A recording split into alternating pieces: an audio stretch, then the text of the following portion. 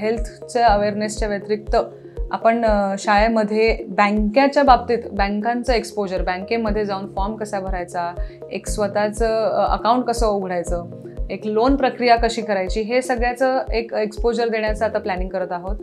जणू की पुढे ज्या स्टुडंटला एक आपलं कॅलिबर आहे पण ते आपल्याला काही कमी पैशांमुळे ते पैसे पुरत नाही म्हणून एक एज्युकेशन घेता नाही आलं, तर एज्युकेशन लोन उपलब्धी कशी करून देता येईल, म्हणजे त्याच्या कॅपॅसिटीचा त्याला पुरेपूर उपयोग करता येईल, ॲडमिशन जिथे हवी तिथे जशी पाहिजे तशी घेता येईल. त्याच्यासाठी आपल्याला एक एज्युकेशन लोनवरती एक्सपोजर मिळावं आणि बँकिंगचे सगळे पद्धती समजून घ्यावं, ह्याची प्रशिक्षण आपण आता शाळेमध्ये सुरू करतो आहे.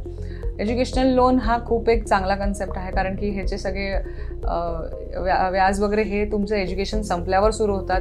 तुमचं सगळं शिक्षण झाल्यावर त्याच्यावरचं तुमचं काम सुरू होतं आणि नोकरी लागल्यावर ते सगळं त्यांना स्वतःच्या बळावर शिकण्याचा एक वेगळाच आनंद मिळेल.